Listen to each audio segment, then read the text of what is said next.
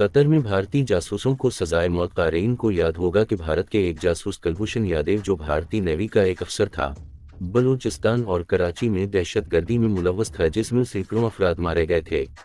وہ پاکستان میں مبارک حسین کے نام سے یہ گھناؤنا کام کرتا تھا اور ایران کے راستے پاکستان میں داخل ہوا تھا۔ اس وقت وہ پاکستان میں قید ہے، جبکہ پاکستان نے اس کو موت کی سزا سنا دی ہے۔ اسی طرح بھارت کے 8 نیوی کے افسران قطر میں اسرائیل کے لیے جاسوسی کر رہے تھے۔ کئی سالوں سے وہ ایک نجی کمپنی میں ملازم تھے۔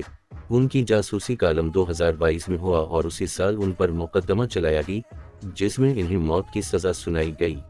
غیر ممالک میں، خصوصیت کے ساتھ مسلم ممالک میں، بھارت نہ صرف اسرائیل کے لیے جاسوسی کرتا ہے بلکہ بعض مغربی ممالک کے لیے بھی، لیکن قطر میں جس طرح بھارتی نیوی کے ان 8 افراد کو گرفتار کر کے پھانسی کی سزا سنائی گئی ہے، بھارت خاصا پریشان ہے، بلکہ وہ کسی طرح سے اپنے اثر و رسوخ استعمال کر کے ان کو چھڑانا چاہتا ہے، لیکن قطر کی حکومت بھارت کے دباؤ میں نہیں آئے گی اور نہ ہی ان جاسوسوں کو چھوڑا جائے گا کہ ان کے مقدمے کے دوران ان افسران نے اعتراف کیا ہے کہ وہ اس مذموم حرکت میں ملوث تھے۔ مزید برآں قطر کے حکومتی ذرائع کا کہنا ہے کہ جلد بہت سے بھارتی افراد کو ملک بدر کر دیا جائے گا، کیونکہ یہ بھی غیر ممالک کے لیے جاسوسی کر رہے ہیں۔ اس وقت بھارتیوں کی ایک بڑی تعداد قطر میں مختلف نجی اور سرکاری محکموں میں ملازمت کر رہے ہیں۔ بھارت کا قطر میں جاسوسی کا یہ چہرہ نیا نہیں ہے۔ پاکستان میں بھی اس کے جاسوس پکڑے گئے ہیں جو مختلف نجی اداروں میں کام کر رہے تھے۔ دراصل بھارت اب ایک ایسا ملک بن گیا ہے جو اپنے پڑوسی ممالک میں جاسوسی کرانے کے علاوہ مسلسل دہشت گردی بھی کر رہا ہے۔ باشعور پاکستانیوں کو معلوم ہے کہ BLA بھارت کی خفیہ ایجنسی را کے ذریعے بلوچستان میں بلکہ پاکستان کے مختلف علاقوں میں دہشت گردی کر رہے ہیں۔ پاکستان بھارت کی ان چالوں سے خوف واقف ہے اور اس کی تمام شیطانی حرکتوں کو ناکام بنا رہا ہے۔ مزید برآں بھارت نے ابھی حال ہی میں کینیڈا میں ایک سکھ لیڈر ہردیپ سنگھ نجر کو اپنے ایجنٹ کے ذریعے قتل کرایا ہے۔ کینیڈا کے وزیر اعظم نے بھارت کی اس قابل مذمت حرکت کا سخت نوٹس لیتے ہوئے اپنی پارلیمنٹ کو آگاہ کیا ہے کہ بھارت سکھ لیڈر کے قتل ملوث ہے۔ ان کے پاس بھی، یعنی کینیڈا کی حکومت کے پاس، ناقابل تردید ثبوت موجود ہیں۔ کینیڈا نے بھارت سے اپنے سفیر کو بھی بلا لیا ہے، جبکہ بھارت کے سفیر کو اپنے دفتر خارجہ میں بلا کر سخت تنبیہ کی ہے۔ جس سکھ رہنما کو بھارتی ایجنٹ نے قتل کیا ہے وہ خالصتاً تحریک میں بہت سرگرم تھا اور سکھ فارجسٹس کا سرگرم کارکن بھی تھا۔ اس واقعے کے بعد کینیڈا اور بھارت کے درمیان تعلقات نہ صرف کشیدہ ہو گئے ہیں بلکہ آئندہ دنوں میں ان تعلقات میں بہتری کے کوئی آثار نظر نہیں آ رہے ہیں۔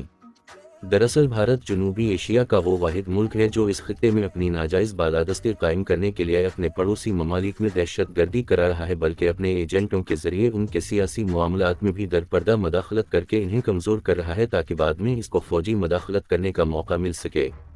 اس کے ساتھ ہی بھارت اپنے باشندوں کے لیے بھی ایسا حیات تنگ کر رہا ہے، خصوصیت کے ساتھ مسلمانوں، کرسچن اور دلت کے لیے۔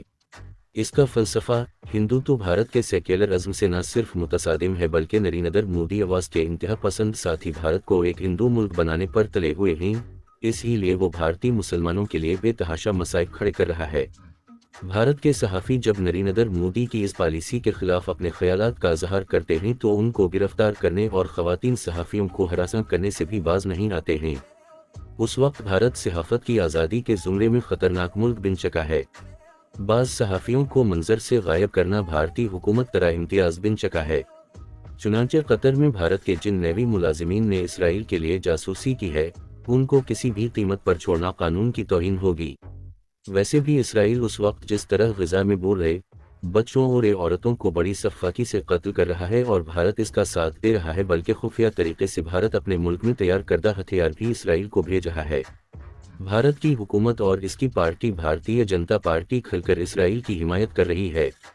راشٹریہ سویم سیوک سنگھ کے گنڈے بھارتی حکومت سے مطالبہ کر رہے ہیں کہ ہمیں اسرائیل جانے دو تاکہ ہم فلسطینیوں کے خلاف لڑ سکیں، تاہم حیرت کی بات یہ ہے کہ جو عرب ممالک بھارت کے ساتھ اپنے تعلقات کو بڑی اہمیت دیتے ہیں اور اپنے ملکوں میں مندروں کی تعمیر کی کھلی اجازت دے رکھی ہے، ان مندروں میں عبادت کے ساتھ ساتھ جاسوسی بھی کرائی جاتی ہے، لیکن عرب ممالک ان حقائق کو جانتے ہوئے بھی اس حقیقت سے صرف نظر کر رہے ہیں، جو آئندہ ان کی آزادی اور تمدن کے لیے سخت آزمائش کا باعث بن سکتی ہے۔ اس لیے قطر کی حکومت کو ان بھارتی جاسوسوں کو رہا نہیں کرنا چاہیے اور تختہ دار پر چڑھا کر بھارت کو یہ بتانا چاہیے کہ قطر اگر غیر ملکی کی مہمان نوازی کر سکتا ہے تو جرم کرنے پر انہیں عبرتناک سزا بھی دے سکتا ہے۔